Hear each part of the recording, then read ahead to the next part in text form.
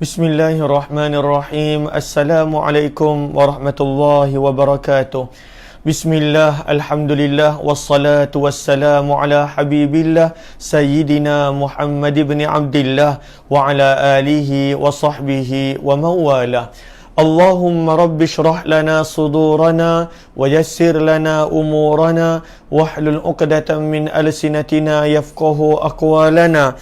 Allahumma faqqihna fid din wa 'allimna at-ta'wil. Allahumma alhimna marashida umurina wa a'idna min shururi anfusina birahmatika ya rabbal alamin. Walhamdulillahi rabbil alamin.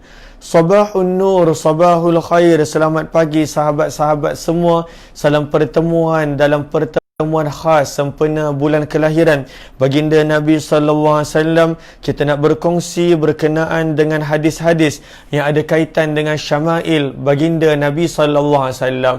Pada bahagian pertama bulan Maulidur Rasul, bulan Rabiul Awal, kita telah berkongsi tentang sirah nabawiyah. Pada hari Khamis yang lalu, 29 hari bulan 10, sepanjang hari daripada jam 9 pagi hingga 4 petang, kita telah berkongsi kisah hidup Nabi SAW. Daripada sebelum kelahiran baginda sehinggalah kepada kewafatan baginda, berpandukan kepada kitab Ar-Rahiqul Maktum, karangan Syekh Safiyur Rahman Al-Mubarakpuri. Pada kali ini, pada 15 hari yang terakhir daripada Rabiul Awal, kita nak berkongsi tentang hadis-hadis yang berkaitan dengan syama'il baginda Nabi sallallahu alaihi wasallam, yang menceritakan tentang tubuh badan baginda, yang menceritakan tentang cara jalan baginda, cara pergaulan baginda, cara bercakap baginda, cara baginda Nabi sallallahu rambut, apa cara Nabi bersandar, apa yang Nabi SAW makan dan sebagainya. Moga-moga dengan itu menjadikan setiap daripada kita dapat kenal Rasulullah melalui sirah baginda, jalan hidup baginda, dan melalui syama'il baginda, melalui akan tubuh badan baginda Nabi SAW yang sempurna. Lalu saya ucapkan terima kasih kepada semua para sahabat. Saya nampak ramai yang berada di ruang komen. Terima kasih. Moga Allah balas dengan sebaik-baik ganjaran dunia dan akhir akhirat. Mohon jasa baik untuk bantu share, untuk bantu kongsikan, untuk bantu tag rakan-rakan. Moga-moga lebih ramai yang beroleh manfaat, insya-Allah. Kita hanya buat dalam 16 siri. Mudah-mudahan bermanfaat. Pada awal ni kita mulakan dengan perlahan dahulu. Nanti di tengah-tengah kita akan segerakan supaya kita dapat menghabiskan kitab yang indah ini yang ditulis oleh Imam Abu Isa Muhammad bin Isa bin Sawrah At-Tirmizi rahimahullahu ta'ala. Maka inilah kitab yang berada di hadapan kita. Kebanyakan para sahabat ada cetakan yang sama. Kalaulah ada yang inginkan kitab, boleh tekan pada nombor yang telah diberikan. Asy-Syama'ilul Muhammadiyah, lebih kurang terjemahannya adalah kesempurnaan baginda Nabi sallallahu alaihi wasallam. Lalu buku ini diterjemahkan, yang cetakan saya, oleh Ustaz Muhammad Faiz Abidin. Antara terjemahan yang elok, antara terjemahan yang lengkap, dan juga nanti di hujung buku kita boleh nampak penterjemah meletakkan tatmimul faedah, kesempurnaan faedah-faedah, supaya kita boleh faham tentang baginda Nabi SAW dengan lebih detail pada muka surat 341. Pada muka surat 341. Lalu buku ini kita nak baca daripada Allahumma salli ala Sayyidina Muhammad. Kita nak baca daripada nota penterjemah. Daripada nota penterjemah. Lalu kalaulah para sahabat nampak yang ada buku nota penterjemah. Lalu pada nota penterjemah ni ada selepas daripada tajuk-tajuk. Kita boleh nampak kalau kita buka tajuk, ada lebih kurang 56 bab, 56 tajuk yang kita nak baca, yang kita nak perhatikan, yang kita nak ambil pengajaran. Ada 56 bab, 56 tajuk berkenaan dengan syama'il baginda Nabi sallallahu alaihi wasallam. Selepas daripada itu datangnya kitab apa kata Alwan oleh Al-Fadil Ustaz Muhadir Haji Jol. Boleh kita baca sedikit kata-kata Alwan. Saya minta maaf kita baca sedikit kata-kata aluan. Lalu terima kasih kepada para sahabat yang bersama. Saya nampak di ruang komen ni ada ramai. Antaranya Kak Siti Mazura, Salbiah Sulaiman, Kak Nur Aini Yusof, Saadiah Hassan, Sariyah Siran dan juga banyak lagi sahabat-sahabat yang lain. Mohon jasa baik untuk terus menerus tag rakan-rakan, bantu untuk sharekan learning point juga, sebab ilmu ini bila kita tulis kita akan lagi ingat. Kalau sama ada kita boleh tulis di nota kita, tetapi kalaulah kita tulis di ruang komen, boleh menjadi ingatan untuk kita dan juga boleh menjadi sebagai dakwah untuk bantu sahabat-sahabat kita yang baru join. Lalu sebab itu saya galakkan untuk tulis di ruang komen. Ahlan Fakhita Muhammad Akil, Ummi Naimah, Nadia Iswana, Ramlah Umar, Zahra Alias, Nazri Amri, Kak Karimah Abu Bakar dan juga semua sahabat-sahabat yang lain. Lalu kita baca dulu kata-kata aluan. Maka kata-kata aluan ini ditulis oleh Al-Fadhil Ustaz Muhadi Haji Jol. Lalu sebelum saya masuk pada kitab ini yang terakhir, saya nak pastikan dahulu bagaimana suara saya. Lalu mohon maklum balas suara saya sebab bila saya dah masuk dalam kitab, saya dah tak pandang dah akan ruang komen. Lalu mohon maklum balas bagaimana suara saya, kalau jelas sebut jelas dan daripada mana, supaya kita tahu memang dekat semua tempat jelas. Lalu kadang-kadang kata jelas, oh rupanya dekat Shah Alam, jiran. Memanglah jelas walaupun tak ada internet boleh dengar. Lalu mohon maklumkan jelas, kalau jelas dengar daripada mana, dari Shah Alam ataupun Johor Bahru ataupun daripada Perak, supaya kita boleh tahu semua jelas. Sebab bila saya dah mula, saya dah tak baca dah komen, saya tak sempat untuk baca komen. Lalu Kak Laila Omar kata daripada Bandar Baru Bangi jelas. Kemudian Wan Muhammad Aswad kata jelas. Melaka jelas kata Tuan Nas. Fakhita kata jelas. Kemudian Zuraida Salih, Shah Alam jelas. Kota Damansara, Bangi, Ceras, Pandan KL, Alusta, Pahang, Bandar Baru Bangi, Perak, Bacok, JB dan juga Ceras, Singapura, Kajang dan sebagainya. Okey, alhamdulillah daripada Kelang semua jelas, Subang Jaya pun jelas, Kuala Terengganu pun jelas, Perak jelas dan sebagainya. Terima kasih semua. Lalu kebanyakan tempat kata jelas. Jom kita mulakan dengan kita perbetul dahulu niat. Moga-moga pertemuan kita adalah kerana Allah, dan bila kita setiap kali jumpa nama Nabi, kita selawat sama ada dalam hati ataupun pada lidah. Moga-moga dengan ini menjadikan kita lebih menghayati akan kisah hidup baginda dan juga syama'il baginda.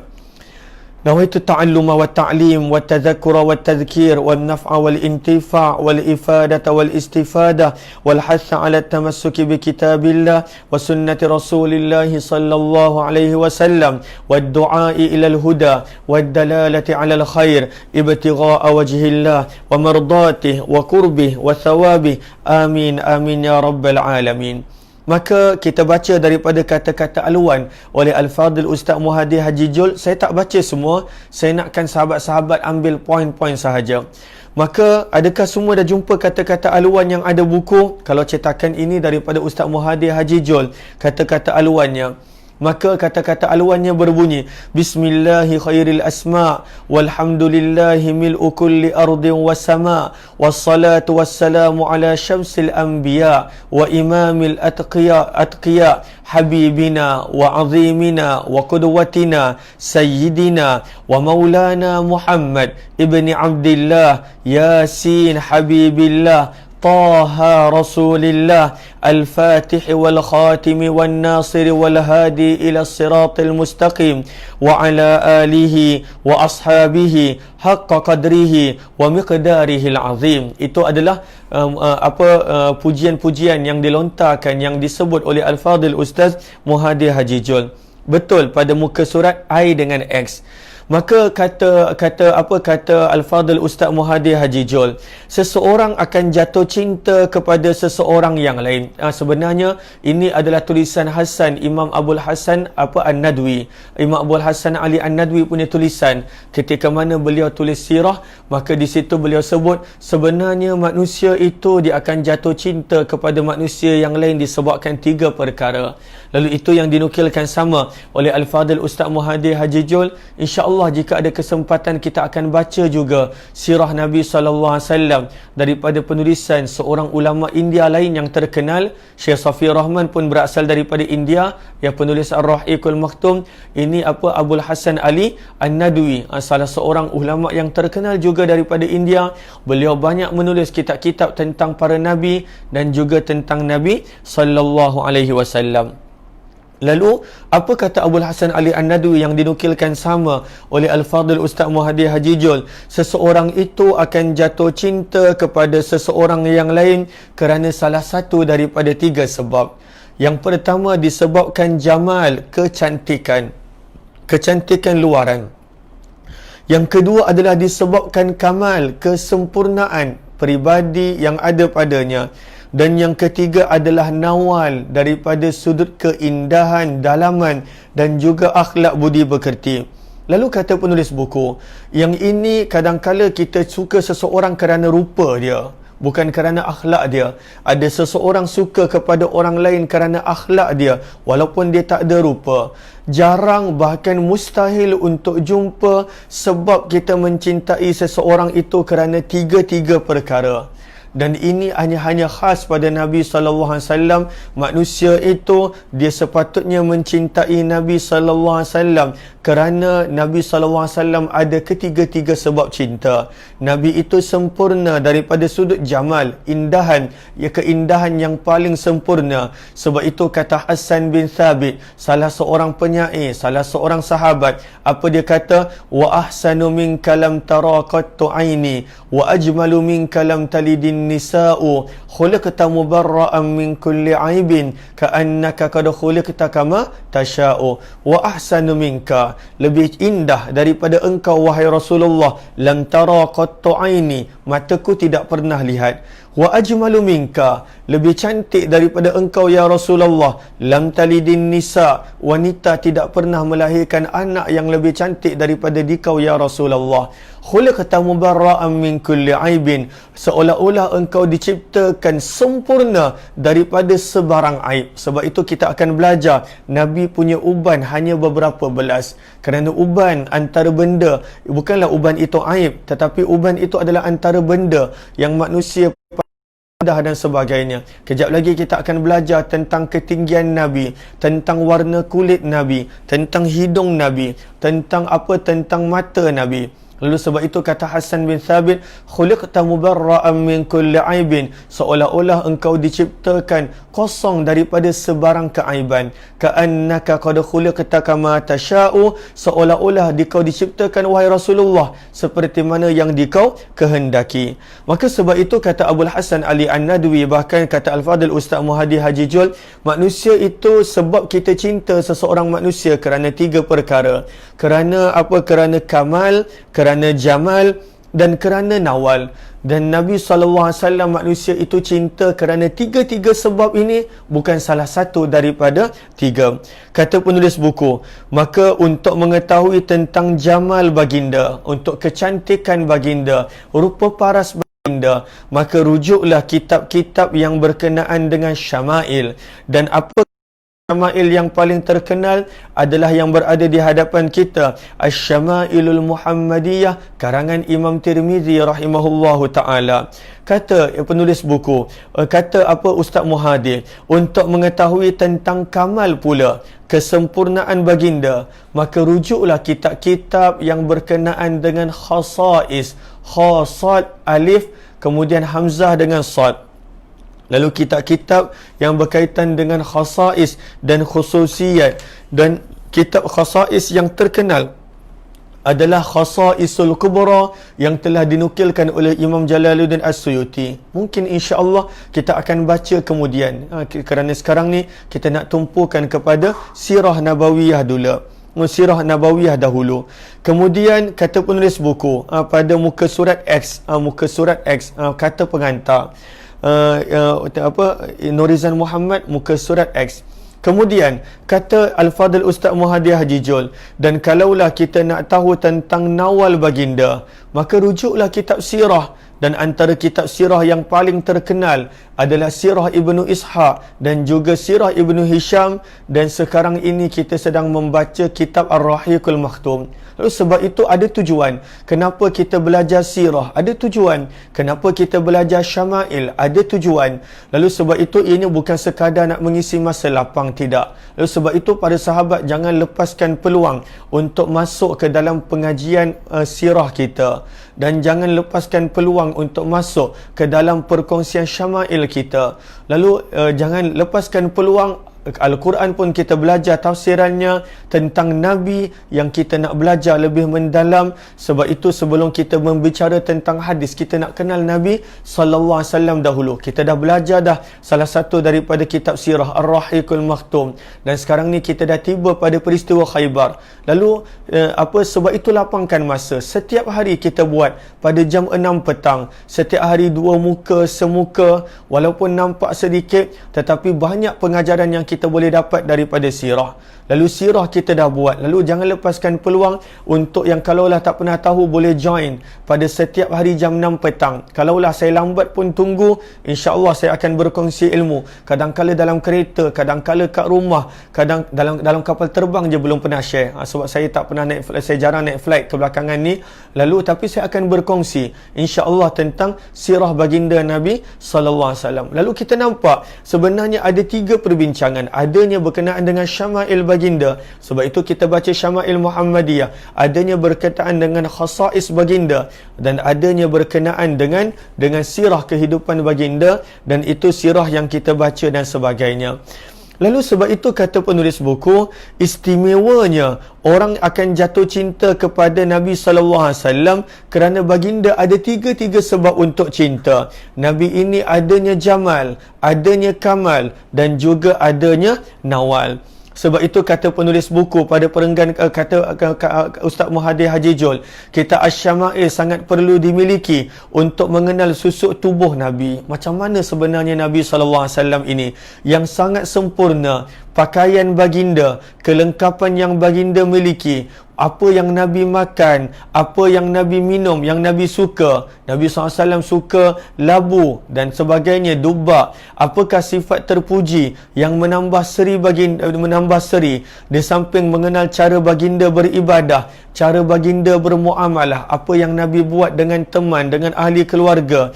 Lalu ini semua penting. Sebab itulah Imam Abdullah bin Mubarak mengatakan, "Lau kana hubbuka sadiqa la ata'tahu, innal muhibba liman yuhibbu muti'u." Apa kata Abdullah bin Mubarak? Kalaulah cintamu itu benar, nescaya kamu akan mentaatinya. Kalaulah benar cinta Nabi, akan ikut sunnah Nabi. Apa jua daripada sifat dan kelakuan Nabi. Kerana sesungguhnya orang yang cinta akan taat kepada orang yang dicintainya. Lalu sebab itu kadang-kala kita beri alasan, saya tak tahu benda ni Nabi buat. Lalu sebab itu kita nak berterusan belajar tentang Nabi. Lalu sebab itu saya telah susun perancangan-perancangan. Tahun depan kita nak baca apa selepas daripada Ar-Rahiqul Maktum. Lalu sebenarnya dah ada. Lalu harap para sahabat dapat bersama supaya kita lebih kenal Nabi SAW. Ianya tak ada shortcut. Kita tak boleh nak kenal Nabi. Ada tak kos pendek 2 bulan, 4 bulan? Tak ada. Lalu sebenarnya kita nak berterusan belajar tentang baginda Nabi sallallahu alaihi wasallam. Sebab itu saya lebih suka belajar satu. Kalaulah saya lebih suka belajar daripada sudut keseluruhan kitab, daripada A to Z. Saya tak suka contohnya lompat-lompat, buka muka surat ni kemudian muka surat lain, tidak. Saya suka belajar daripada A to Z. Kerana itu adalah cara pembelajaran yang saya belajar dahulu di madrasah dan juga pondok, supaya tak ada yang terlepas. Dan yang kedua, saya suka belajar untuk tempoh yang berterusan. Lalu walaupun lama, macam Ar-Rahiqul Maktum, yang mana bersabar, saya ucapkan tahniah. Yang mana dia bersabar, setiap hari jam 6 petang saya nampak nama-nama yang sama, kebanyakannya yang berada di ruang komen. Saya hargai sangat-sangat. Walaupun kadang-kadang saya baca hanya 1 muka, 2 muka, 3 3 muka. Tetapi itu yang kita nak, berterusan mempelajari tentang Nabi sallallahu alaihi wasallam. Moga-moga Allah anugerahkan cinta kepada baginda, cinta baginda kepada setiap daripada kita. Lalu cinta, apa tujuan kita nak mencintai baginda? Sebab itu kata Abdullah bin Mubarak, kita nak cinta ini membawa kita kepada mentaati baginda. Sebab itu dalam bait syair yang lain dinyatakan, fatashabbahu illam takunu mithlahum innat tashabbuha bil kirami falahu. Kenapa kita nak mengikuti baginda?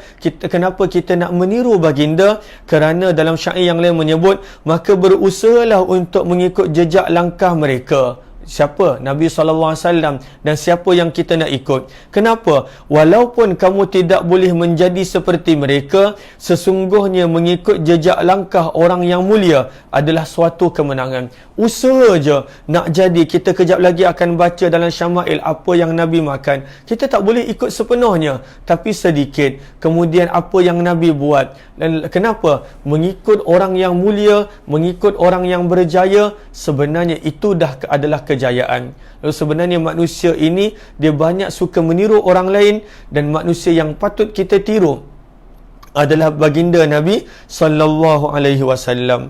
Lalu sebab itu kita nampak ini adalah kata-kata aluan oleh Ustaz Muhadi Haji Jul. Itu poin yang saya nak ambil tentang 3 perkara tadi. Sebab cinta itulah kamal, itulah nawal dan juga jamal. Dan kita dah nampak apakah kitab-kitab yang paling terkenal berkenaan dengan dia. Dan kemudian kita belajar daripada kata-kata Abdullah bin Mubarak, cinta membawa kepada ikut. Bukan sekadar kata cinta-cinta, tidak. Tetapi cinta membawa kepada ikut. Lalu banyak mana kita boleh ikut? Kadang-kadang kita tak mampu nak ikut banyak. Maka dibawakan syair yang kedua, sebenarnya ikut apa yang mampu, itu pun dah kejayaan. Innat tashabbuha bil kirami falahu. Mengikut, berusaha untuk mengikut orang yang mulia, sebenarnya itu dah kejayaan. Walaupun kita tak menjadi sebiji sepertinya, sedikit itu pun sebenarnya adalah kejayaan. Allahumma rzuqna, moga Allah anugerahkan kepada kita kecintaan kepada baginda Nabi sallallahu alaihi wasallam. Sebab itu saya dah sharekan juga doa 2 hari yang lepas, ataupun semalam saya sharekan berkenaan dengan doa Abdullah bin Mas'ud. Moga-moga dianugerahkan cinta pada Nabi. Lalu kalaulah kita benar-benar nak cinta Nabi, kita amalkan doa Abdullah bin Mas'ud tersebut. Allahumma imanan la yartad wa na'iman la yanfad wa murafaqata sayyidina Muhammad sallallahu alaihi wasallam fi a'la jannatil khuld. Lalu itu yang doa Abdullah bin Mas'ud. Kita mula baca pada muka surat XIII, nota penterjemah, yang mana ini supaya kita boleh faham akan adab kita dengan kitab Asy-Syama'ilul Muhammadiyah ini. Maka kata Ustaz Faiz Abidin, penterjemah buku ini, cara membaca buku ini. Nombor 1, mencari pembimbing guru untuk mempelajari kitab Syama'il. Kerana kitab Syama'il terlalu banyak penerangan daripada perkataan yang para sahabat gunakan untuk menerangkan tentang Nabi.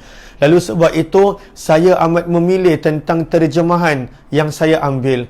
Dulu saya pernah baca terjemahan daripada yang lain. Ada satu daripada rak buku saya pernah ada terjemahan yang lain. Tetapi seperti mana kebiasaan para sahabat yang biasa ikut saya, ada tak kitab Syama'il yang lain, yang terjemahan yang lain? Ada 1 ke 2 terjemahan yang lain. Lalu Allahumma salli ala Sayyidina Muhammad, maka bukan itu Syama'il Nubhani. Okey, tak mengapa. Lalu kadang-kala terjemahan itu lari. Terjemahan itu lari, dan itu biasa. Sahabat-sahabat yang join santai sirah setiap petang akan nampak. Sebab itu itu pun bukan. Lalu Allahumma salli ala Sayyidina Muhammad. Sebab itu kata penulis buku, untuk mempelajari Syama'il Muhammadiyah sebaik-baiknya ada guru. Boleh je baca sendiri. Kalaulah orang yang ada cetakan ini, tak mengapa. Sebab walaupun tidaklah sempurna, kerana manusia ada kekurangan, tetapi ini antara terjemahan yang mana sangat bersesuaian dengan apa yang dimaksudkan oleh para perawi. Sebab kadang-kala bila diterjemahkan daripada dictionary, dia tidak akan difahami. Ianya perlu berdasarkan kepada penerangan syarah-syarah seperti syarah Imam Baijuri, syarah daripada Ibnu Hajar dan sebagainya. Maka sebab itu terjemah sangat penting, dan sebab itu saya bukakan berserta dengan saya penerangan-penerangan daripada kitab-kitab syarah yang lain. Yang kedua, kata penterjemah, pembaca digalakkan berselawat setiap kali membaca atau mendengar Nabi SAW disebut. Dan itu juga tujuannya kita membaca sirah. Itu juga tujuannya bila kita membaca syama'il. Itu juga tujuannya bila kita melakukan, contohnya sahabat-sahabat kita yang buat maulid, sebenarnya adalah untuk memperbanyakkan selawat. Setiap kali nama Nabi didengar, sallallahu alaihi sayyidina Muhammad, sekurang-kurangnya dengar dia nama Nabi SAW, sallallahu alaihi sayyidina Muhammad, sallallahu alaihi sayyidina Muhammad, tangan tu menulis, telinga mendengar, lidah mengucapkan selawat. Lalu itu adabnya, perbanyakkan selawat kepada junjungan baginda Nabi sallallahu alaihi wasallam.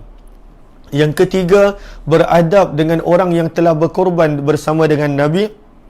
Maka menyebut nama para sahabat dengan penuh penghormatan, seperti memulakan dengan menyebut Sayyidina untuk sahabat lelaki dan Sayyidatina untuk sahabat wanita.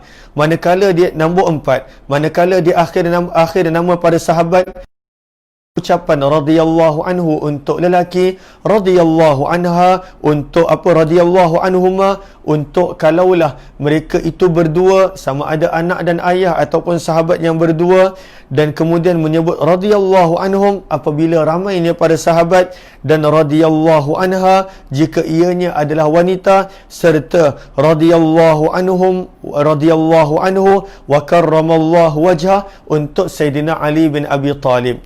Yang kelima, sebaik-baiknya dalam keadaan berwuduk, itu sebaik-baiknya, dan memakai wangi-wangian. Itulah yang kita nampak antara sebab, kata para ulama, bahawa Imam Bukhari, Muhammad bin Ismail Al-Bukhari, antara sebab Allah Subhanahu Wa Taala terima dia punya hadis-hadis, dia punya kerja, Imam Muhammad bin Ismail Al-Bukhari, Masya Allah, dia bukan sekadar berwuduk.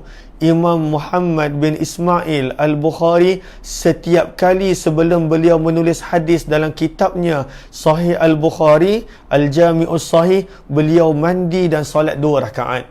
Muliakan dia pada hadis Nabi sallallahu alaihi wasallam. Lalu ianya walaupun tak wajib, tetapi kita kena jaga sekurang-kurangnya, walaupun tak ada orang bersama dengan kita, jaga aurat kita. Janganlah terbuka aurat kita, walaupun tak ada orang nampak, walaupun kita tak ada orang nampak, tetapi itu adab. Sebab itulah Imam Bukhari, tadi sebab kita nampak penerimaan yang tinggi pada hadis-hadis beliau, sehingga orang yang mana tak belajar hadis pun tahu Bukhari. Disebutkan tentang Imam Bukhari, setiap kali sebelum beliau menulis hadis, beliau mandi dulu, mandi sunat, kemudian beliau melakukan solat 2 rakaat, baru beliau tulis satu hadis. Beliau buat lagi, tulis satu hadis, buat lagi, tulis satu hadis, dan ada berapa ribu hadis di dalam Sahih Al-Bukhari, dalam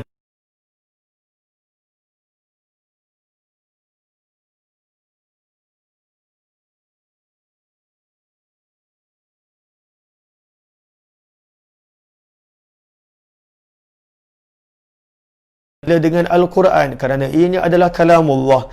Yang keenam, membaca atau mendengar hadis-hadis baginda dengan penuh beradab, seperti mana yang kita sebut.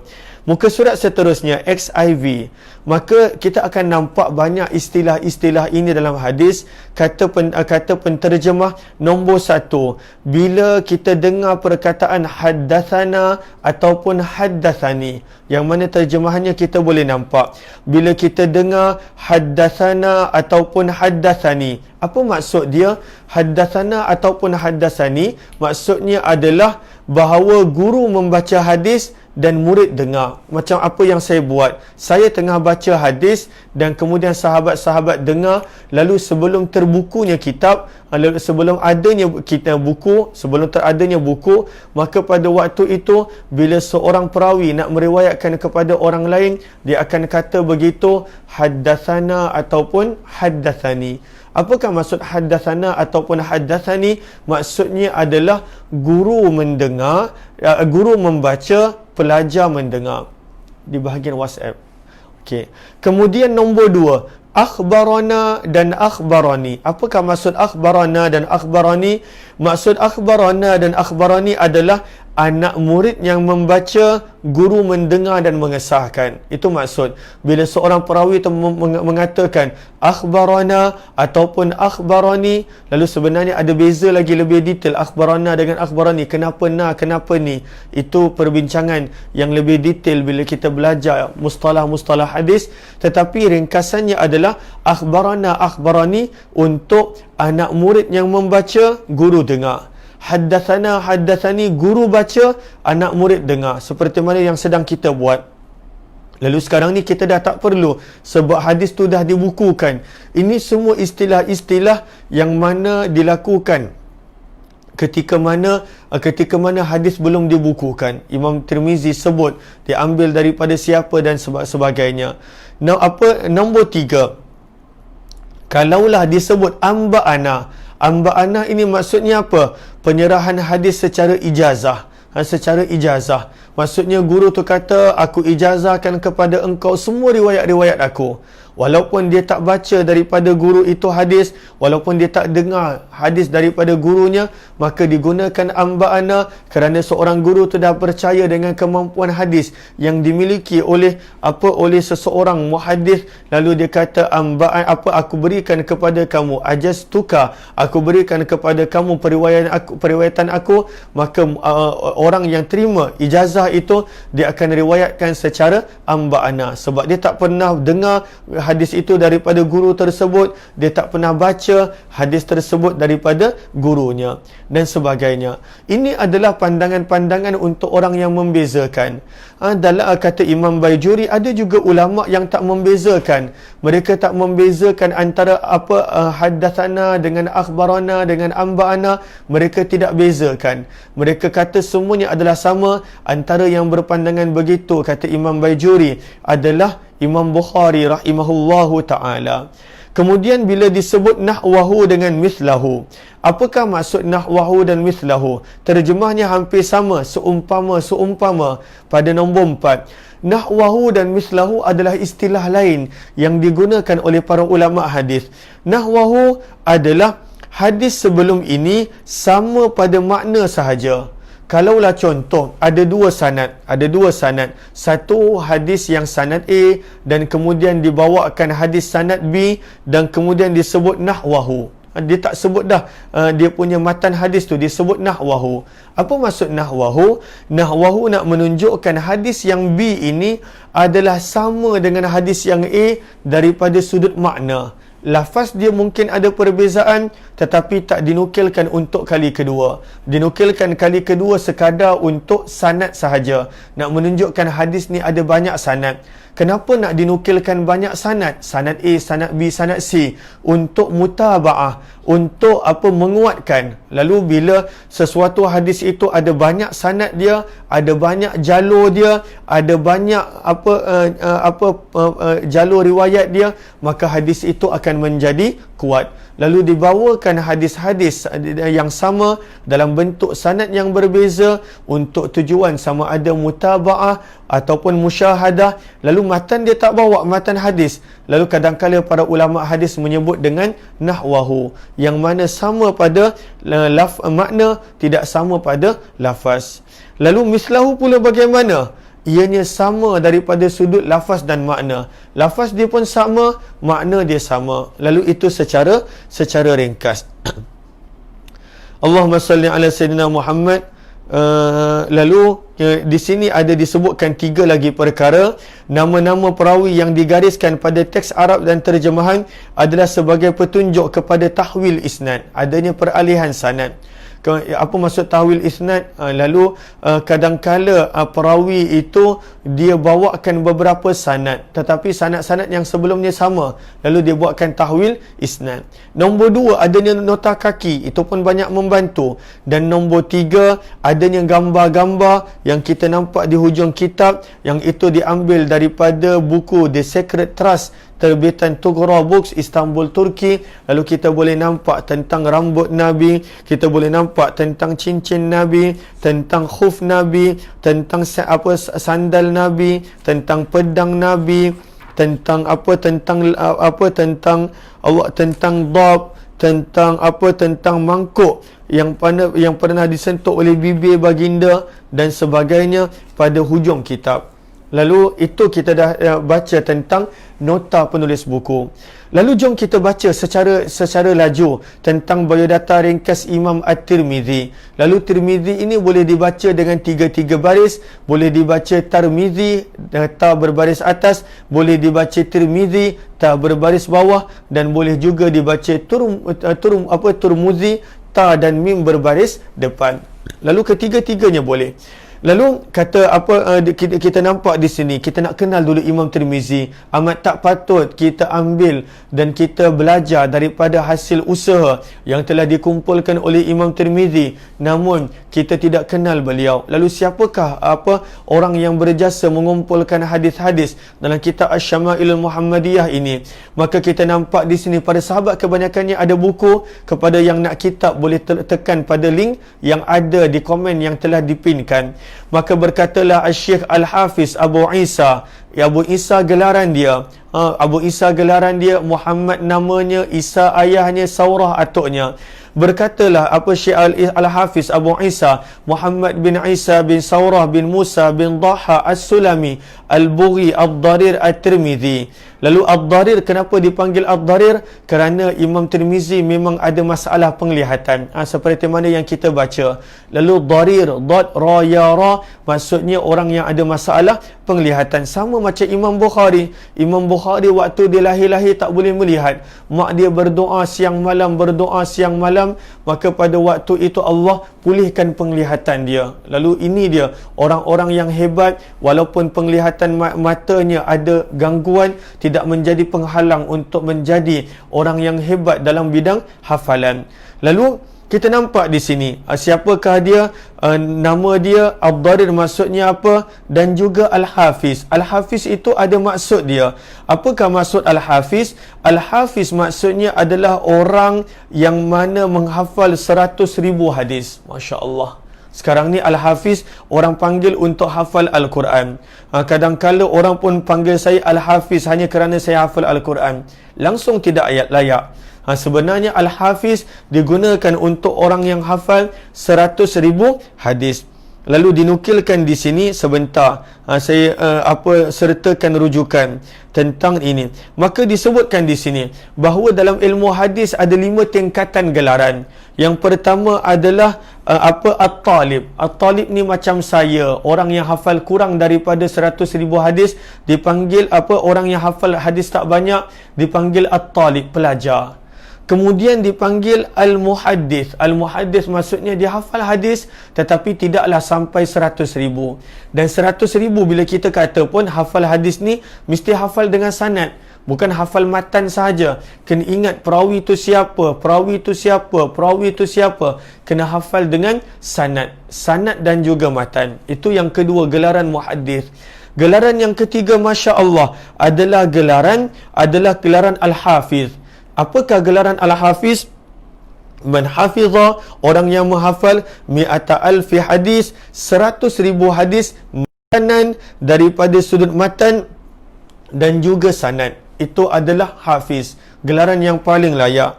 Lalu kadang-kala kita baru hafal Al-Quran sedikit, kita nak dah ada gelaran Al-Hafiz. Sebenarnya memang tak layak, memang tak patut. Ianya sebenarnya adalah gelaran yang mulia untuk orang yang hafal 100,000 hadis. Itu adalah gelaran Al-Hafiz. Lalu janganlah kita rasa sedih orang tak panggil anak kita Al-Hafiz. Walaupun hafal Al-Quran, walaupun dah syahadah, tetapi itu daripada sudut adahnya orang panggil Al-Hafiz begitu.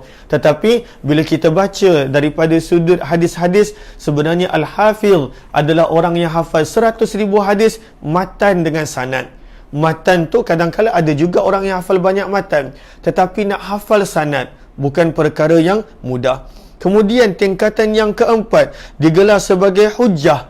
Bila dipanggil hujjah, siapakah yang bermaksud dengan hujjah? Orang yang hafal 300,000 hadis, matan dan juga sanad, dipanggil hujjah. Dan kalaulah seseorang itu dia telah menguasai kesemua hadis-hadis Nabi sallallahu alaihi wasallam, maka orang itu digelar sebagai al-hakim. Gelaran dia al-hakim, orang yang menguasai kesemua hadis-hadis Nabi sallallahu alaihi wasallam.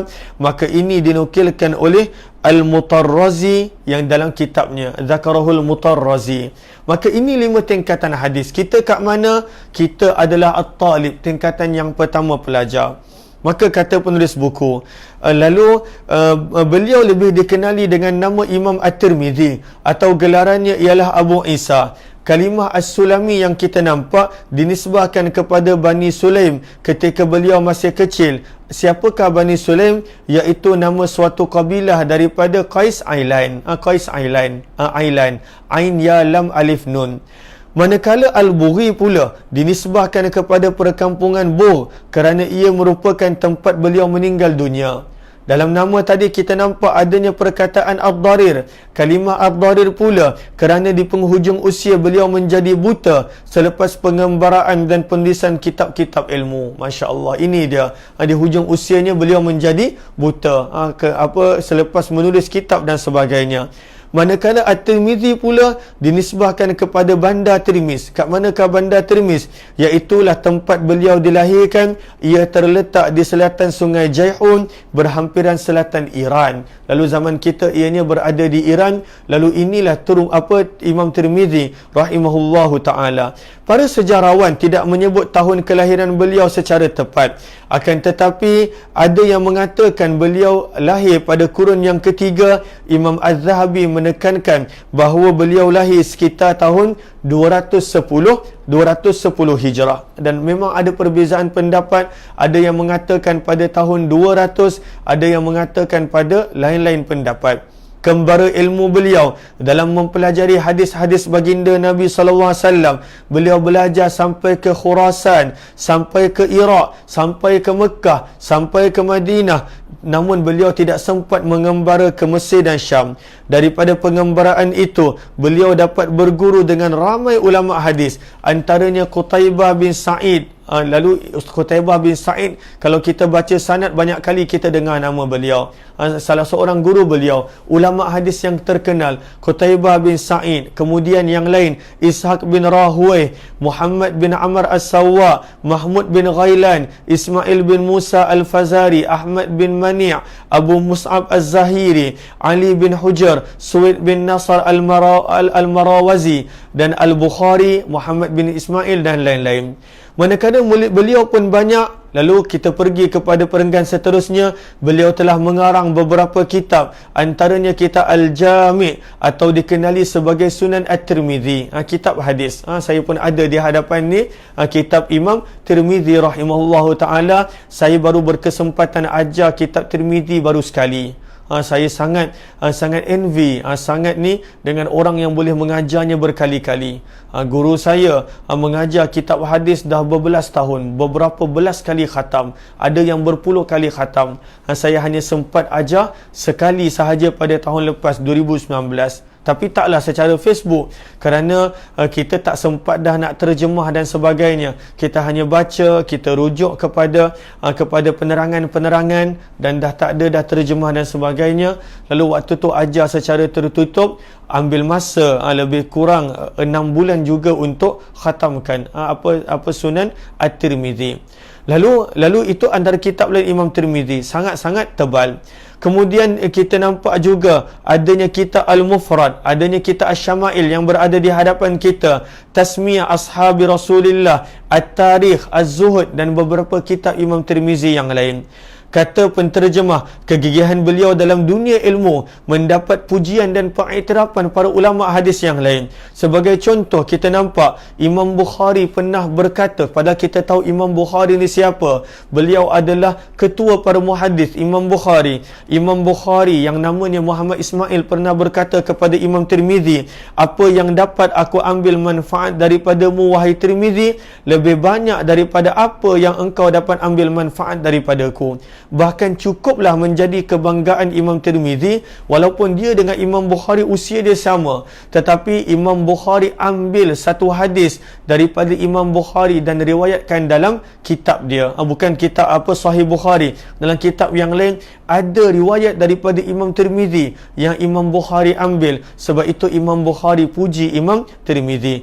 Imam Ibn Hibban berkata, Imam Tirmizi merupakan seorang yang menghimpunkan hadis, membukukan hadis, menghafal hadis dan mengulanginya dengan mengajar dan meriwayatkan dia. Al-Hafiz Al-Mizzi berkata, Imam Tirmizi merupakan salah seorang imam al-huffaz yang mempunyai kelebihan dan Allah telah memberikan manfaat daripada beliau untuk kaum muslimin. Berapa kali orang cetak, orang terjemah, orang baca Syama'il Muhammadiyah dan juga Sunan Tirmizi yang merupakan bagaimana penerimaan Allah akan kitab-kitab beliau. Imam Az-Zahabi berkata, Al-Hafiz Ibn Imam Tirmizi Al-Ilm, Al-Hafiz Al-Ilm adalah Abu Isa. Imam Tirmizi, pengarang kitab Al-Jami', merupakan orang yang thiqah. Thiqah maksudnya dipercayai dalam menghimpunkan hadis. Mubarak bin Athir berkata, Imam Tirmizi merupakan salah seorang ulama Al-Hafiz yang banyak hafalan dia yang terkenal. Umar bin Allak berkata, Imam Bukhari wafat, tiada siapa yang tinggal di Khurasan seperti Abu Isa. Imam At-Tirmizi di dalam keilmuan, di dalam hafazan, di dalam wara', di dalam zuhud, menangis sehingga matanya menjadi buta. Lalu kita nampak di sini antara sebab kenapa Imam Tirmizi buta pada hujung usianya, kerana menangis. Padahal kenapa dia nak menangis? Padahal dia punya jasa dah banyak. Tetapi itulah dia, manusia yang tidak menangis sebenarnya adalah manusia yang lupa dirinya adalah hamba. Lalu Imam Tirmizi wafat pada tahun 279 Hijrah. Kalaulah kita ambil pandangan Imam Zahabi, beliau lahir pada 210 Hijrah, bererti pada usia 69 tahun, pada 13 Rejab, pada hari Isnin di perkampungan Bur.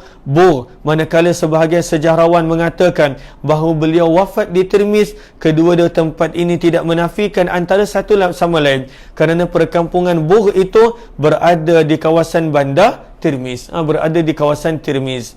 Lalu Allahumma salli ala Sayyidina Muhammad. Inilah dia biodata ringkas tentang Imam Tirmizi. Lalu Allahumma salli ala Sayyidina Muhammad. Sebentar. Lalu mukaddimah penulis pun saya harap para sahabat boleh baca mukaddimah penulis, ataupun nanti kita baca pada siri yang lain, termasuklah kepada penghargaan. Sebentar.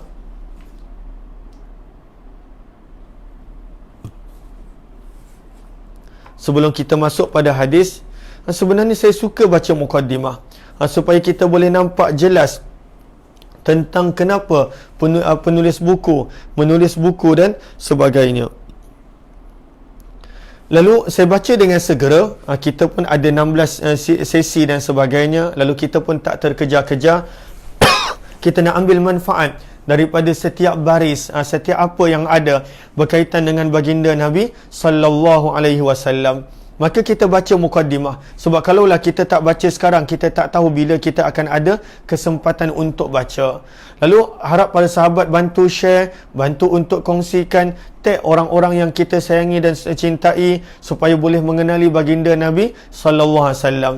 Maka dalam mukaddimah disebut pada muka surat XVIII, segala puji hanya untuk Allah, Tuhan pemilik dan pentadbir sekalian alam. Ucapan selawat dan salam ke atas imam kepada orang-orang yang bertakwa, pemimpin kepada para pendakwah, para da'i, penghulu kepada sekalian alam, iaitu junjungan mulia baginda Nabi Muhammad sallallahu alaihi wasallam. Seterusnya seluruh ahli keluarga, para sahabat baginda radhiyallahu anhum ajma'in, dan pengikut-pengikut baginda sehinggalah ke hari kiamat.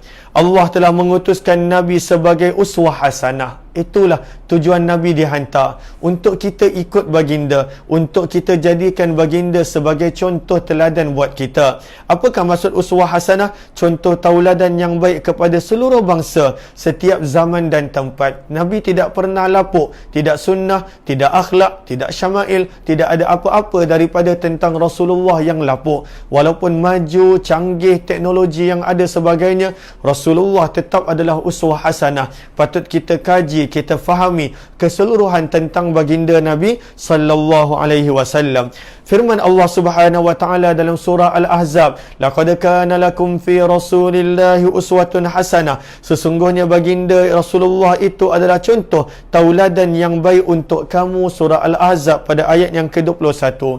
Firman Allah lagi di dalam suratul Qalam ayat yang keempat, "Wa innaka la'ala khuluqin azim." Sesungguhnya kamu wahai Muhammad benar-benar memiliki budi pekerti yang luhur.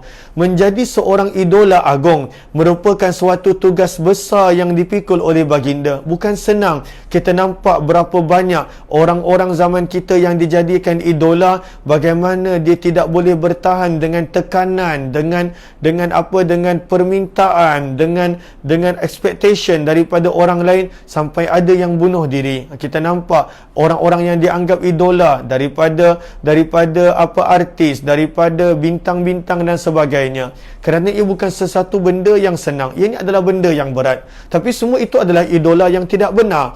Idola yang sebenar adalah baginda Nabi sallallahu alaihi wasallam. Lalu sebenarnya satu pengorbanan, satu tugasan berat yang mana baginda Nabi sallallahu alaihi wasallam perlu tunjukkan. Dan sebab itu akhlak baginda, bagaimana para sahabat sentiasa tengok baginda daripada percakapan, perbuatan, kekeluargaan, hubungan bersama dengan para sahabat dan juga yang lain. Sebab itu kita nampak di sini menjadi seorang idola agung merupakan suatu tugas besar yang dipikul oleh baginda. Suatu bentuk model yang sempurna meliputi seluruh sifat rohani, moral dan mental. Lalu orang nak idola ini kena sempurna segalanya. Dan itu hanya ada pada Nabi SAW. Baginda merupakan idola contoh yang dipilih oleh Allah, pencipta pengatur setiap sesuatu. Allah menciptakan baginda daripada keturunan terpilih, lalu diwar-warkan kemunculan baginda. Kemudian Allah Subhanahu Wa Taala juga yang menjaga, memelihara setiap gerak dan langkah baginda serta mendidik baginda. Sebab itulah dalam sepotong hadis baginda Nabi SAW bersabda, "Addabani Rabbi fa ahsana ta'dibi." Tuhanku yang telah mendidikku dan kemudian Allah telah menjadikanku sebaik-baik orang yang beradab, yang berbudi pekerti. Kesempurnaan didikan Allah ini dikuatkan lagi dengan pengamatan Aisyah. Sebab itu bila Aisyah isteri Nabi tengok Nabi, apa kata Aisyah?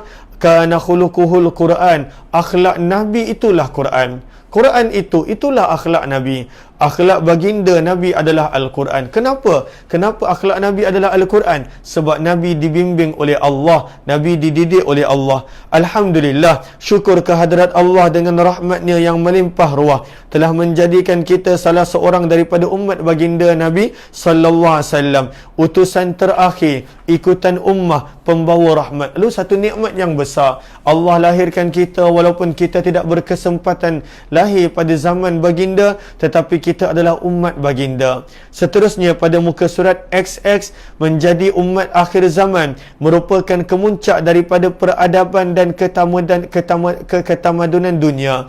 Cabaran dan rintangan yang hebat sebagai umat akhir zaman dapat dilihat pada hari ini. Terkeliru dalam mencari idola. Ini masalah yang perlu digariskan. Terkeliru mencari idola. Banyak orang terkeliru mencari idola. Banyak orang salah tiru manusia yang lain. Banyak orang dia salah menjadikan orang tertentu sebagai idola, padahal idola dia, idola setiap manusia sepatutnya adalah Nabi SAW. Namun bagaimana dia nak menjadikan Nabi sebagai idola kalaulah dia tak kenal Nabi, dia tak tahu sirah baginda, dia tak tahu syama'il baginda, dia tak rasa Nabi ada apa-apa. Padahal sebenarnya bila kita membaca barulah kita tahu sebenarnya yang layak menjadi idola adalah baginda Nabi SAW. Lalu ini masalah yang paling besar pada zaman kita, terkeliru dalam mencari idola. Lalu bila dia pilih salah idola, menjadilah dia seperti orang itu. Sebab itu kita dah baca dah dalam syair yang tadi, apa yang kita baca, tasyabbahu, cubalah untuk meniru seseorang. Kenapa? Kerana kita nampak, kerana seseorang itu bila dia meniru orang lain, dia akan menjadi sebahagian daripada orang tersebut.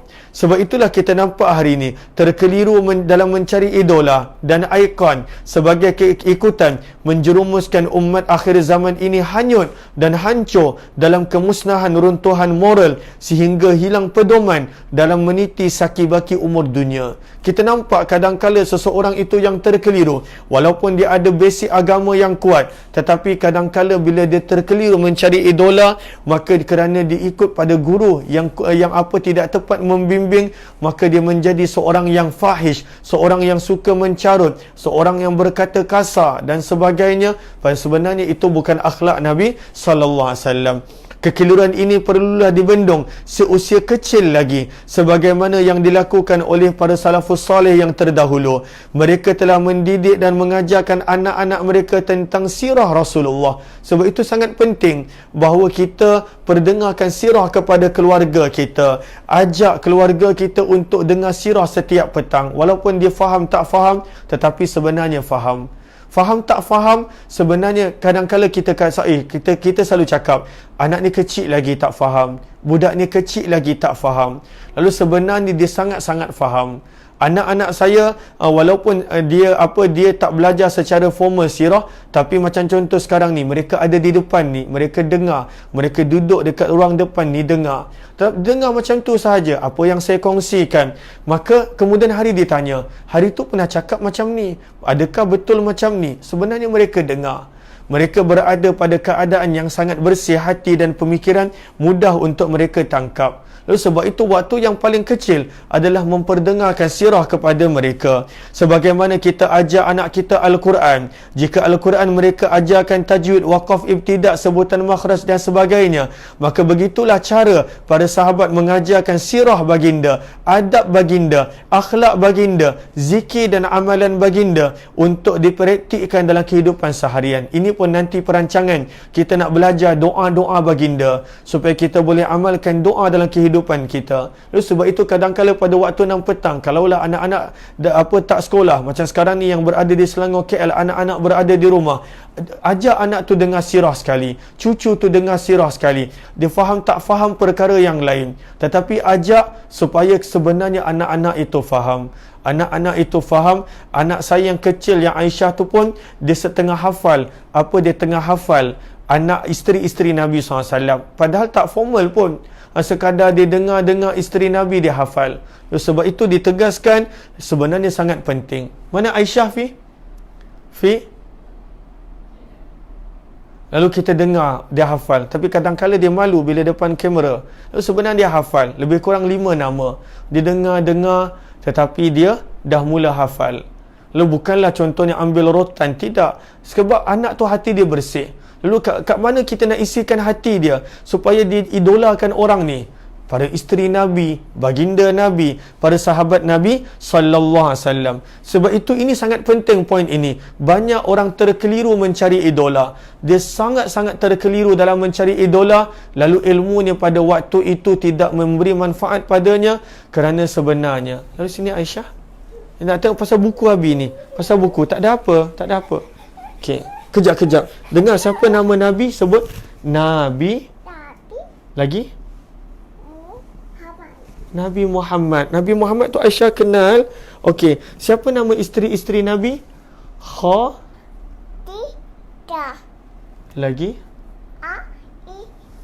Aisyah. Lagi? Lagi siapa lagi yang hari tu dah hafal? Saudah. Betul. Lagi? Hafsah.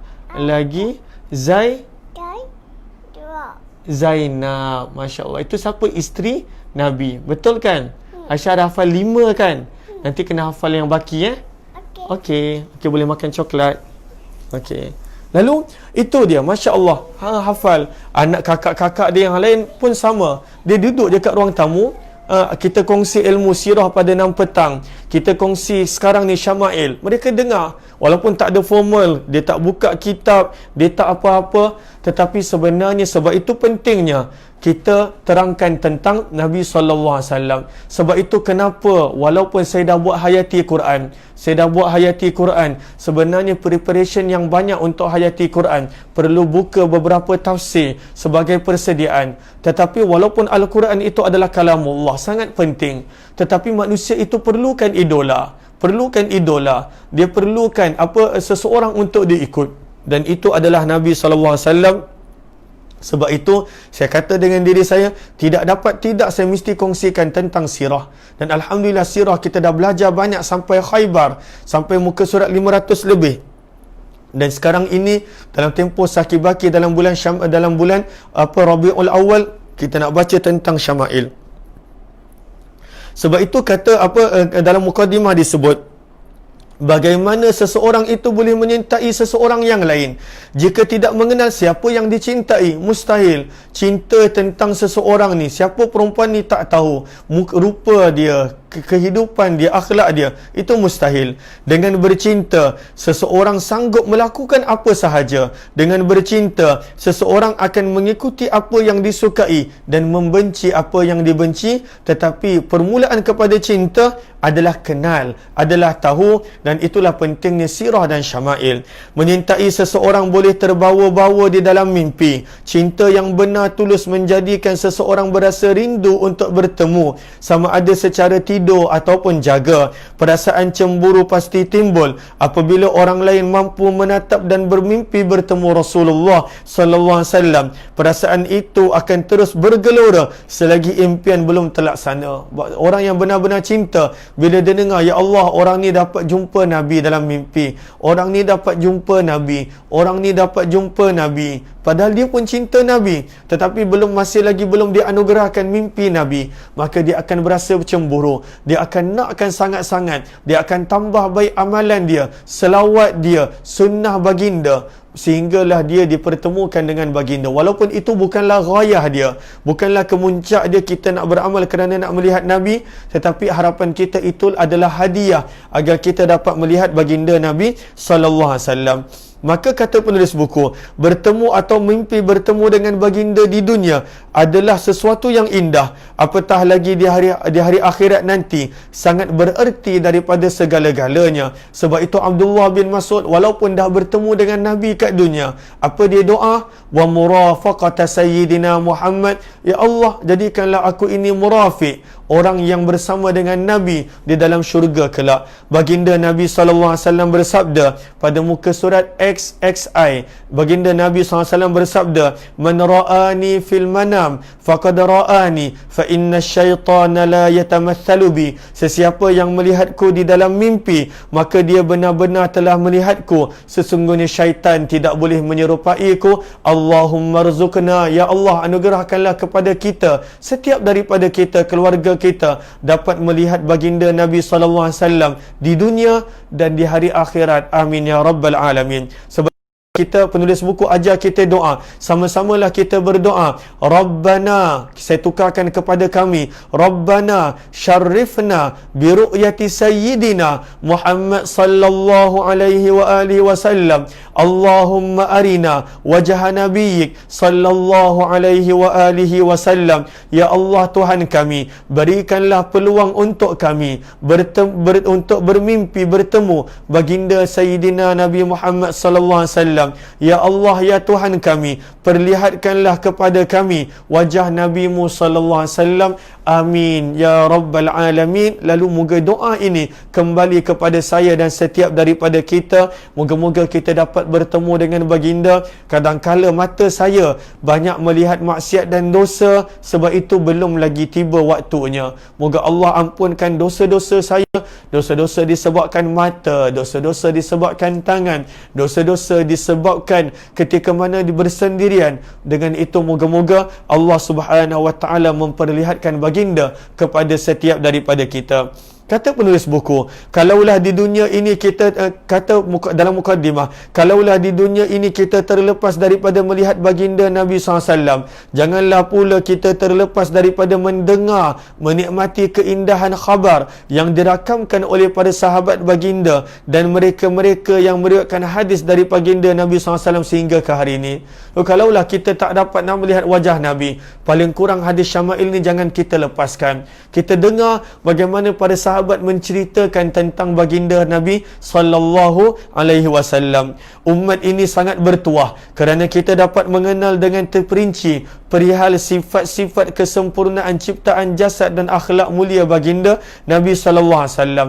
Lalu kita bukan sekadar tahu hadis Nabi, kita bukan sekadar tahu sirah Nabi, kita juga boleh tahu syama'il Nabi, bagaimana berjasanya para sahabat baginda, para tabi'in, para ulama yang terdahulu dalam menghabiskan usia mereka untuk menjaga tentang hadis-hadis. Moga-moga Allah balas mereka dengan sebaik-baik ganjaran dunia dan hari akhirat. Walaupun kita tak dapat tengok Nabi, moga-moga dengan ini kita boleh mendengar tentang perkhabaran tentang syama'il baginda Nabi sallallahu alaihi wasallam.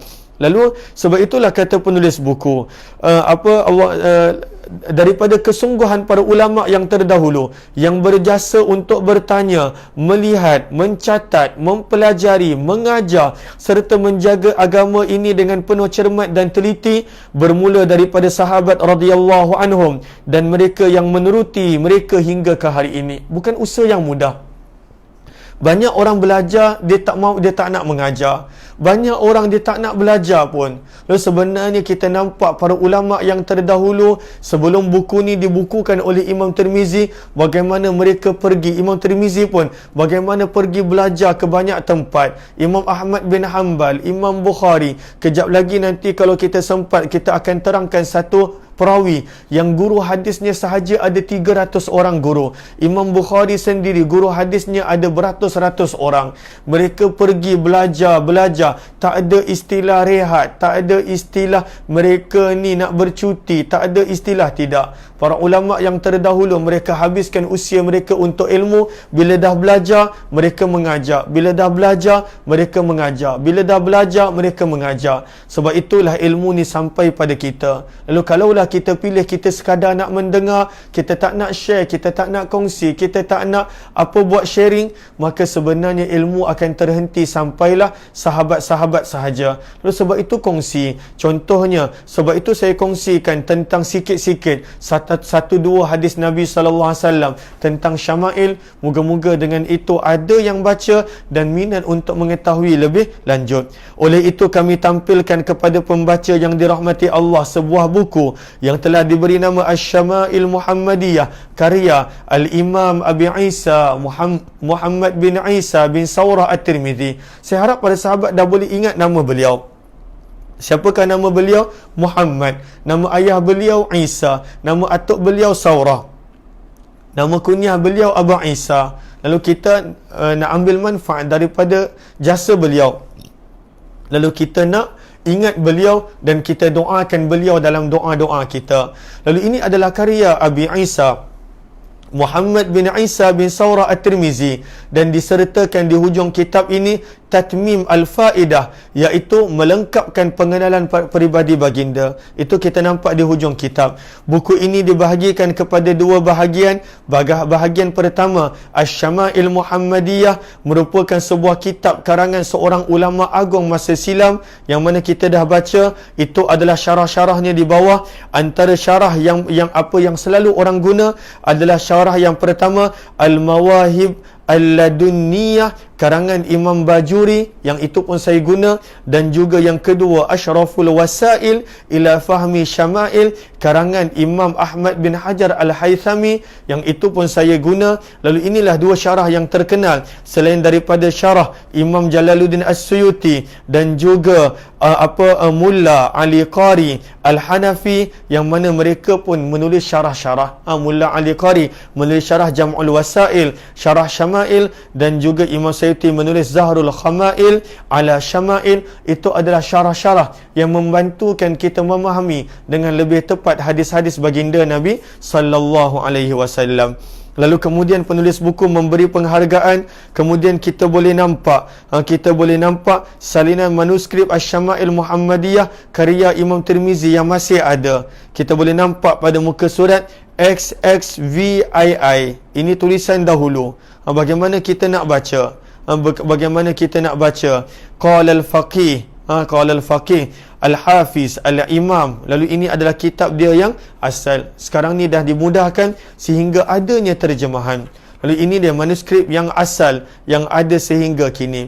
Lalu bab yang pertama, pada bab yang pertama, Bismillahirrahmanirrahim, Alhamdulillah wa salamun ala alhamdulillah, pada muka surat XXX. Lalu ini adalah tulisan Imam Tirmizi. Alhamdulillah, segala puji bagi Allah, wasalamun, dan salam kesejahteraan, ala ibadihi, atas hamba-hamba Allah, alladzina istafa, yang Allah pilih. Qala Syekh, berkatalah Syekh. Siapakah Syekh di sini?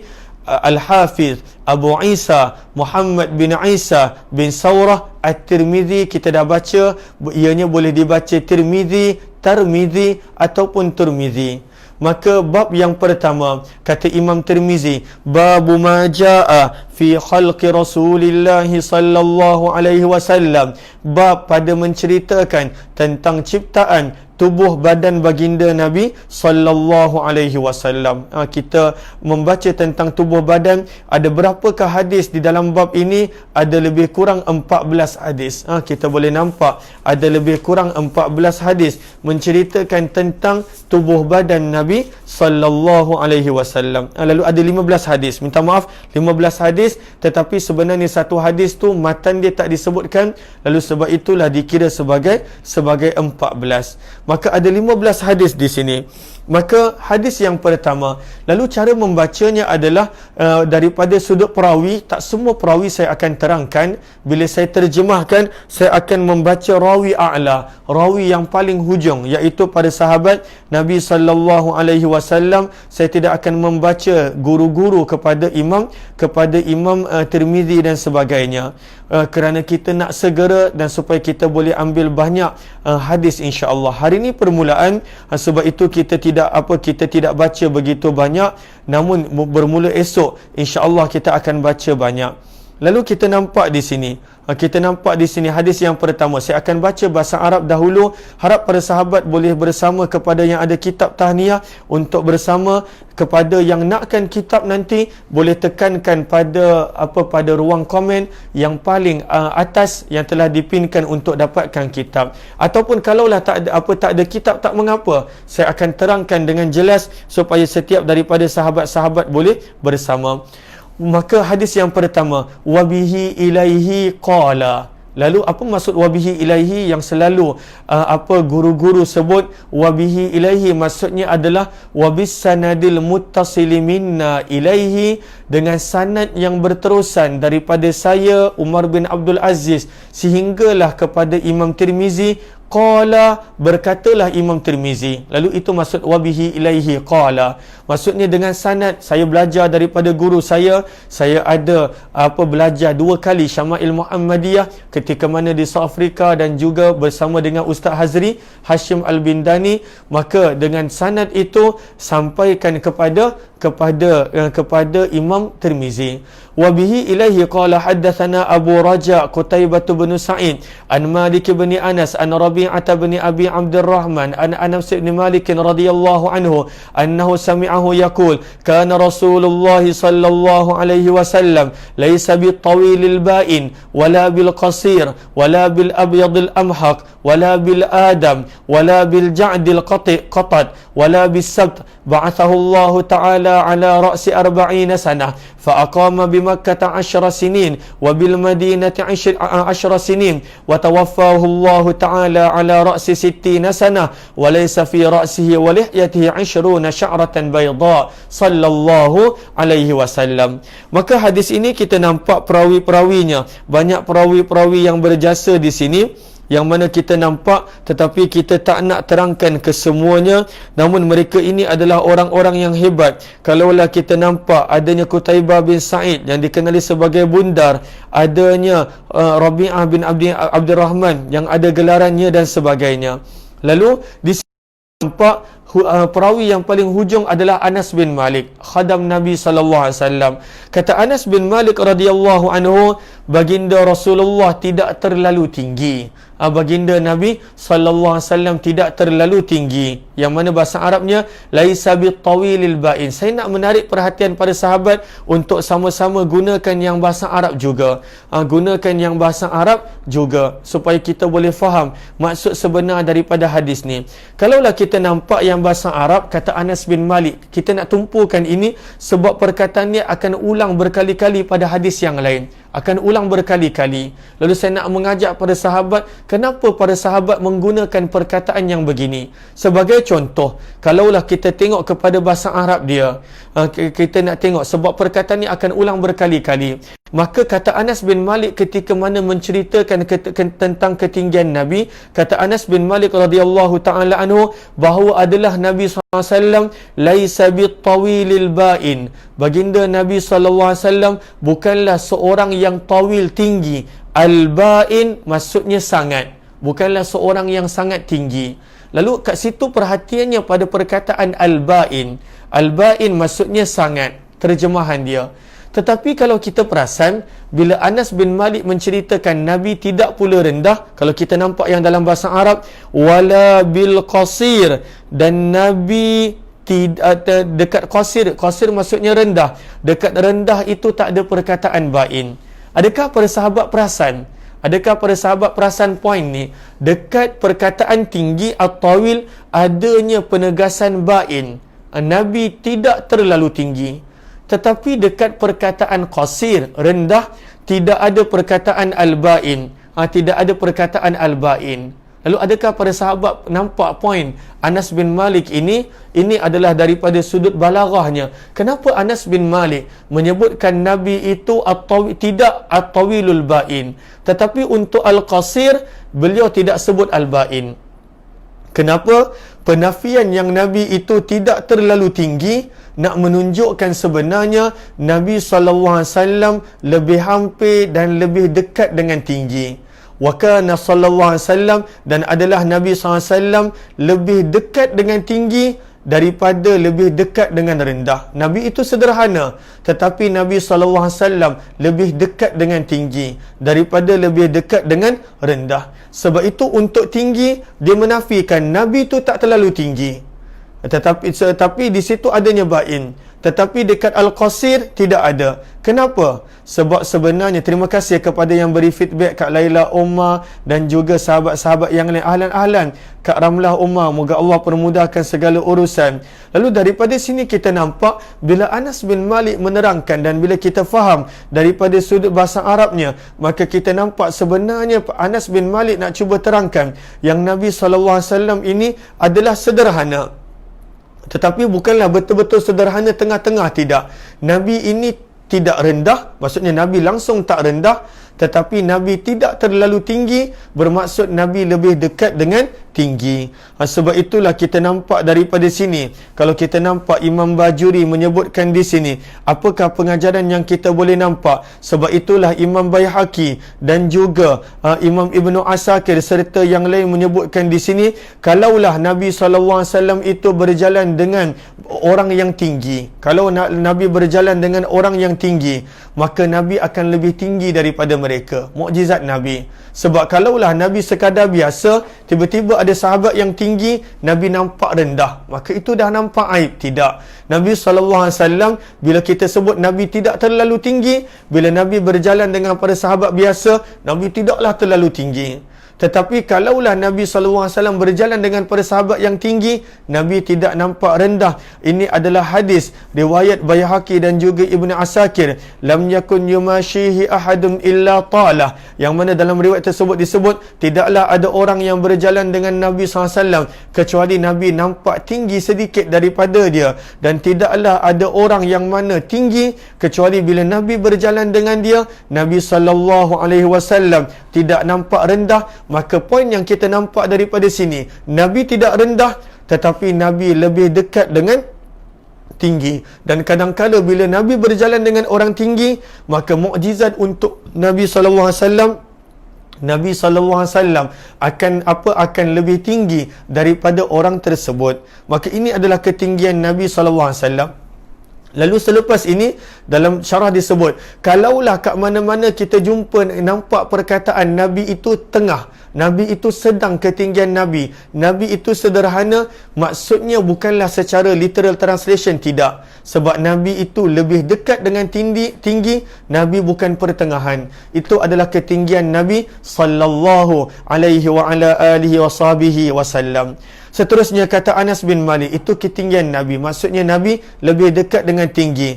Maka kata Anas bin Malik, wala bil amyadil amhaq, dan tidaklah kulit Nabi terlalu putih. Kulit Nabi tidak terlalu putih. Nabi itu bukannya putih sangat, tidak. Tetapi kulit Nabi bagaimana? Nanti kita akan baca pada hadis yang lain. Maka kulit Nabi sebenarnya adalah kulit putih kemerah-merahan. Lalu sebab itu dalam mana-mana hadis, bila adanya penafian kata kulit Nabi putih, maksudnya adalah kulit Nabi tidak putih sangat, tetapi putih kemerah-merahan. Sebab itu kata Imam Bajuri, keindahan kulit yang sebenar di dunia adalah putih kemerah-merahan, bukan putih sahaja. Dan keindahan kulit di hari akhirat adalah putih yang dicampur dengan kekuningan. Dekat dunia adalah putih kemerah-merahan. Apa abyad musyarrab bil humrah, putih kemerah-merahan, itu adalah warna yang paling cantik yang boleh ada pada kulit manusia, pada tubuh badan manusia. Maka Nabi SAW tidak terlalu putih.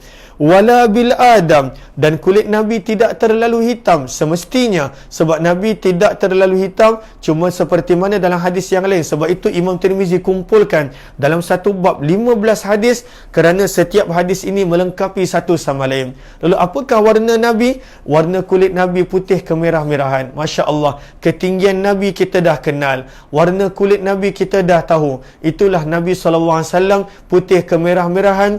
Dan dalam dunia, warna yang paling cantik bagi kulit adalah warna putih kemerah-merahan.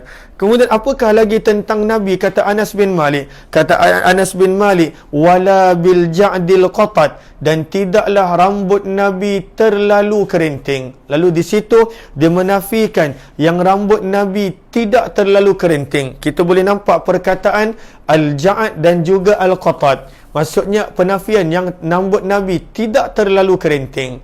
Kenapa? Dia sama juga macam ketinggian tadi. Sebab itu bila dia kata tidak lurus, dia tidak ada penafian macam tu. Wala bisabti, dan rambut Nabi tidaklah lurus. Lalu rambut Nabi tidak lurus, tetapi tidaklah terlalu kerinting. Lalu bagaimanakah rambut Nabi? Rambut Nabi SAW adalah ikal mayang.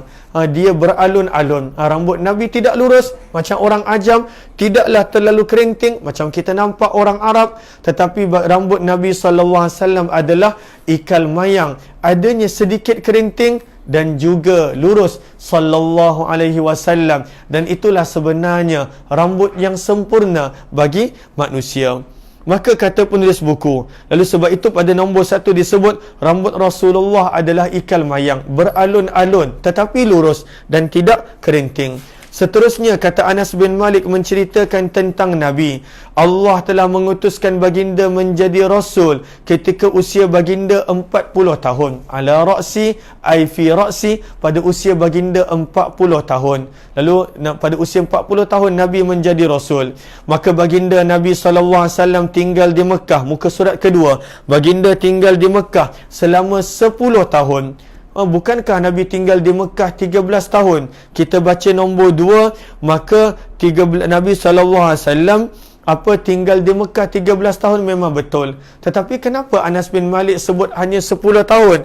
Kerana 3 tahun pertama Nabi tidak mulakan dakwah, Nabi hanya menjadi Nabi. Nabi berdakwah secara sembunyi, tidak berdakwah secara terbuka. Lalu maksud Anas bin Malik, Nabi menjadi Nabi SAW tinggal di Mekah selama 10 tahun adalah sebagai Rasul. Bila Nabi dakwah secara terbuka, adalah selama 10 tahun. Kerana kan kita dah baca sirah Nabi SAW pada 3 tahun pertama, baginda Nabi SAW berdakwah secara sembunyi. Lalu Anas bin Malik tidak kira usia Nabi berdakwah secara sembunyi. Anas bin Malik hanya kira usia Nabi di Mekah secara Rasul berdakwah secara terbuka. Sebab itulah kata Anas bin Malik radhiyallahu ta'ala anhu 10 tahun. Dan Nabi SAW berada di Madinah selama 10 tahun. Allah mewafatkan baginda ketika usia baginda 60 tahun. Maka timbul soalan, bukankah Nabi wafat pada usia 63 tahun? Ini adalah gaya cara percakapan orang Arab. Dia suka untuk hilangkan kasar. Kasar maksudnya pecahan nombor. Lalu kalaulah contoh 63, 65, dia kata 60. Kalaulah contoh 68, 69, digenapkan jadi 70. Itu adalah cara orang Arab bercakap yang mana mereka ilghaul kasar. Mereka buang nombor-nombor kecil ni. Mereka genapkan, mereka cukupkan. Macam kita, kalau yang sen-sen kita tak sebut, kita genapkan. Itu adalah cara percakapan orang Arab. Lalu bukanlah maksud Anas bin Malik 63. Nabi memang wafat 63. Kerana ada riwayat yang lebih sahih, lebih banyak pada usia 63. Bukannya pada usia 60. Tetapi sebenarnya ini menunjukkan secara ringkasnya bahawa dalam kebiasaan orang Arab, ianya adalah biasa untuk menghilangkan nombor-nombor pecahan ini. Maka kata Anas bin Malik di hujung hadis, tidak terdapat di kepala baginda dan janggut baginda 20 rambut yang berwarna putih. Padahal usia Nabi 63. Tetapi pada Nabi SAW tidak ada lebih daripada 20 uban. Tidak ada lebih daripada janggut putih, rambut putih ataupun uban. Tak ada. Tak lebih daripada 20. Pada nombor 3 kita nampak rambut putih, maksudnya adalah uban. Lalu sebenarnya tak sampai 20 pun. Sebab itu Imam Bajuri menyebut bal aqal, bahkan lebih kurang, bidali li khabri Ibn Sa'ad, berdasarkan riwayat Ibnu Sa'ad yang mana disebut bahawa tidaklah pada lihyah Nabi, janggut Nabi dan kepala Nabi kecuali hanya 17 helai uban.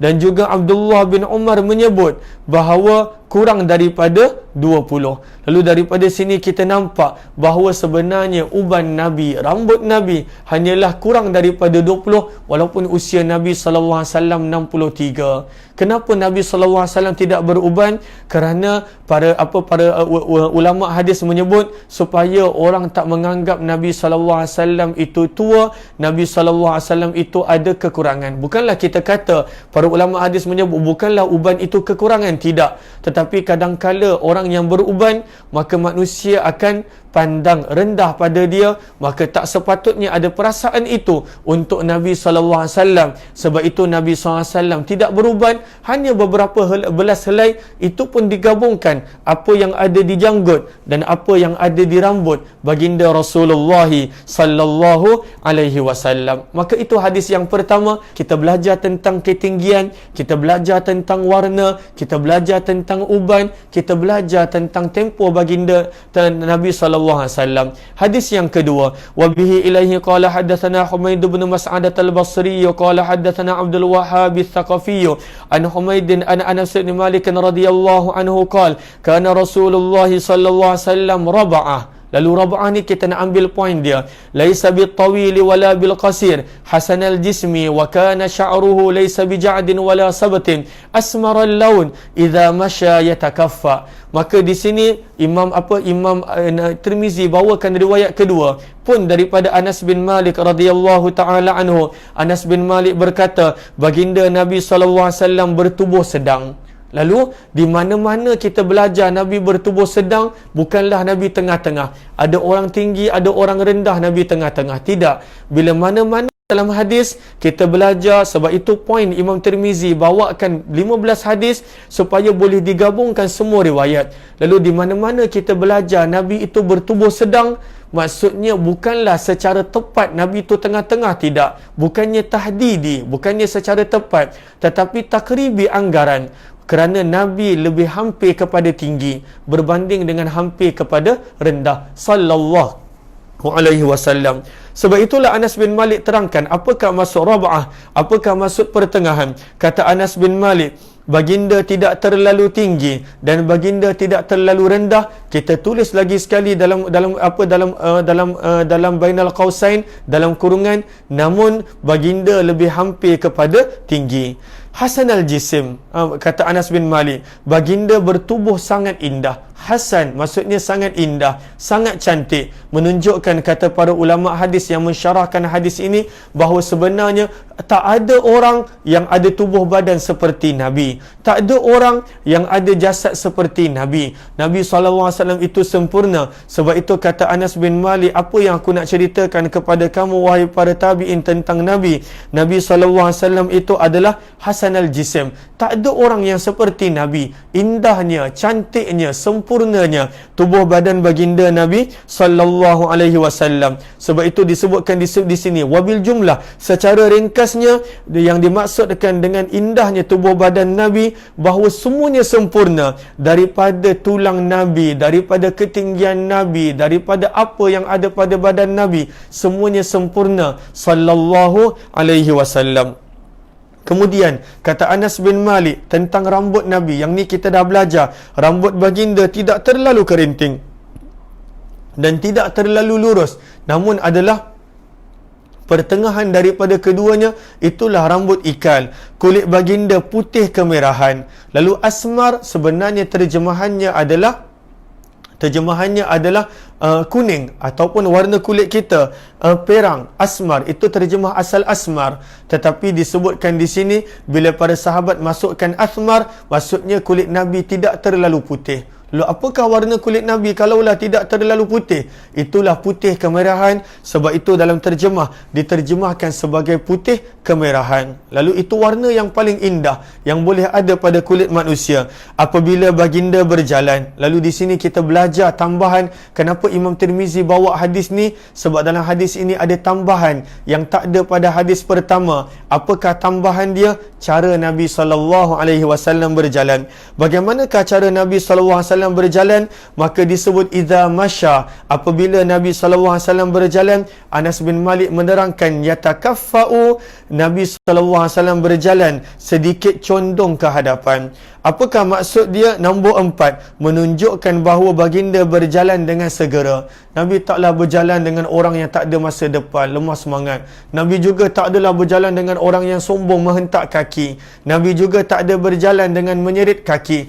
Nabi SAW berjalan seolah-olah badan Nabi condong sedikit ke hadapan. Nanti kita akan belajar pada hadis yang lain, seolah-olah turun daripada tempat yang tinggi.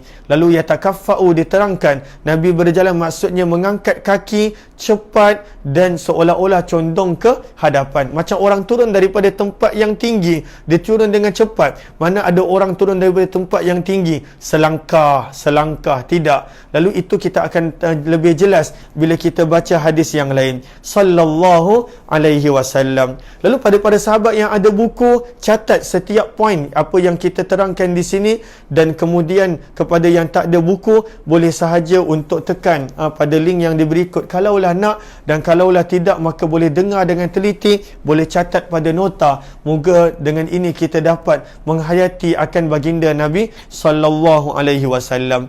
Kemudian hadis yang ketiga kita nampak di sini, wabihi ilaihi qala haddatsana Muhammad bin Bashar ya'ni al-Abdiyah qala haddatsana Muhammad bin Ja'far qala haddatsana Syu'bah an Abi Ishaq qala sami'tu al-Bara' bin Azib radhiyallahu anhu yaqul kana Rasulullah sallallahu alaihi wasallam rajulan marbu'a ba'ida ma bainal mankibaini 'azim al-jummati ila shahmati udhunayhi alaihi hullatun hamra ma ra'aitu shay'an qattu ahsana minhu sallallahu alaihi wasallam. Kita nak baca beberapa perawi, nak mengambil semangat daripada mereka. Contohnya perawi pertama, guru kepada Imam Tirmizi, nama dia Muhammad bin Bashar. Muhammad bin Bashar ini adalah seorang yang mana semua imam-imam sihah sitah, Bukhari, Muslim, Abu Daud, Tirmizi, Nasai, Ibnu Majah, semua anak murid dia.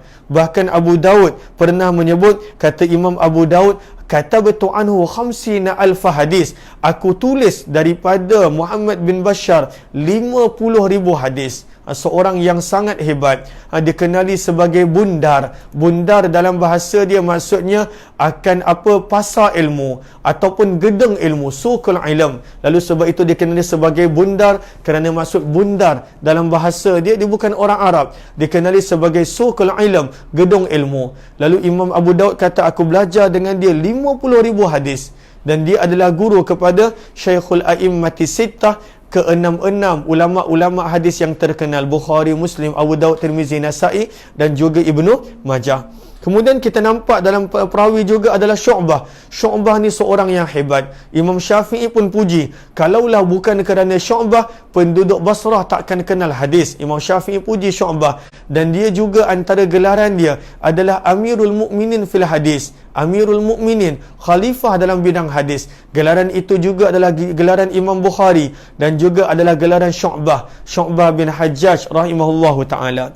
Kemudian kita pergi, lalu itu sekadar kisah-kisah supaya boleh menjadikan kita bersemangat dalam mempelajari hadis baginda Nabi sallallahu alaihi wasallam. Dan ini adalah hadis yang last. Ini adalah hadis yang last. Ini sebagai intro dulu. InsyaAllah untuk esok saya akan maklumkan daripada jam 9 hingga pukul berapa.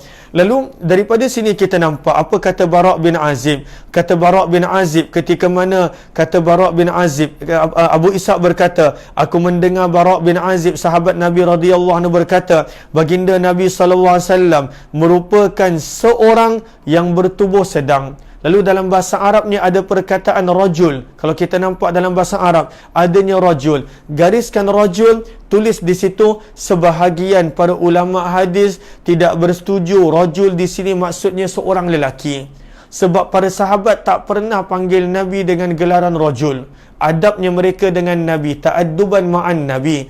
Lalu sebab itu diambil makna lain rajul. Rajul juga boleh memberi makna rambut. Lalu sebab itu sebahagian daripada para ulama hadis menyebut rajul ini terjemahnya bukan seorang, tetapi rajul ini terjemahnya adalah menceritakan rambut Nabi. Rambut Nabi adalah rajul, tidak kerinting, iaitu ikal. Lalu boleh tulis di situ rajul. Rajul di sini tidak diterjemahkan sebagai seorang kerana para sahabat tak mungkin berkata begitu dengan Nabi, beradabnya mereka dengan Nabi SAW. Tetapi rajul di sini diterjemahkan sebagai rambut, iaitu rambut Nabi tidak kerinting seperti orang Arab yang lain.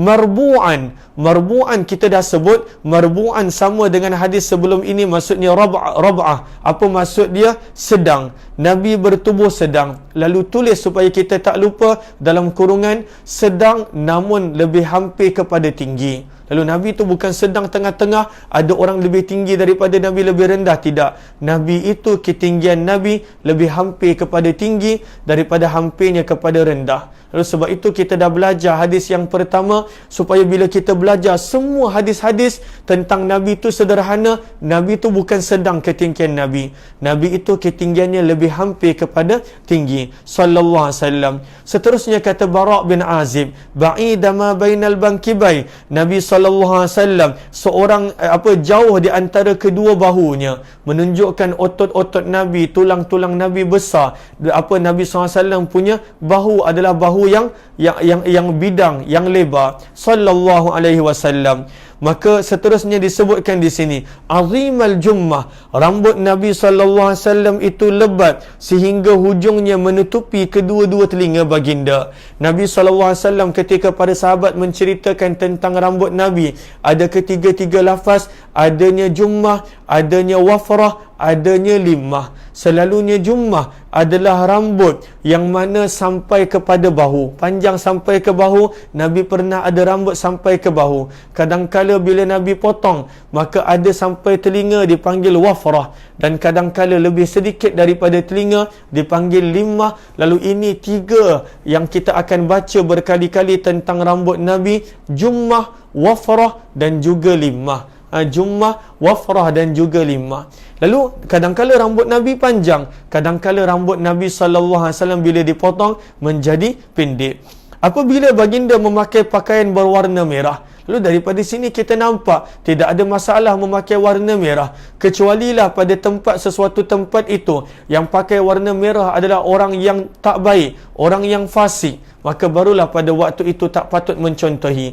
Tetapi adakah Nabi banyak kali memakai warna merah? Lalu daripada sini kita nampak keharusan memakai warna merah. Maka kata Bara' bin Azib, aku tidak pernah melihat seseorang yang lebih tampan daripada baginda Nabi sallallahu alaihi wasallam. Dan di sini kita berhenti. Hari ini adalah permulaan, kita berhenti di sini. Insya-Allah esok kita akan sambung daripada hadis yang keempat, dan esok kita akan pergi laju sedikit. Hari ini kita perlahan, permulaan kita slow, dan mudah-mudahan bermanfaat insya-Allah. Esok kita punya kita punya perkongsian adalah jam 9 pagi hingga 10 pagi, dan kita akan buat step by step sehingga bila para sahabat dah faham cara Imam Tirmizi susun hadis, nanti pada pertengahan dan hujung kita akan tambah lagi masa dan masa. Saya harap para sahabat dapat bersama. Moga-moga bermanfaat insya-Allah. Moga-moga Nabi di hati kita, moga-moga cinta Nabi tersemai di hati kita. Moga-moga kita dibangkitkan bersama dengan Nabi. Kepada yang kali pertama join, jemput untuk join grup Telegram Kuliah UMAR, Kuliah Umar Aziz. Dan kepada para sahabat yang nak dapatkan kitab, saya boleh bantu untuk postkan, dan boleh tekan pada komen yang telah dipinkan. Mudah-mudahan bermanfaat. Assalamualaikum warahmatullahi wabarakatuh. Wabillahi taufiq wal hidayah. Assalamualaikum warahmatullahi wabarakatuh. Sebelum berpisah, saya harap para sahabat dapat manfaat. Mudah-mudahan bermanfaat insya-Allah. Doakan saya serta ahli keluarga saya.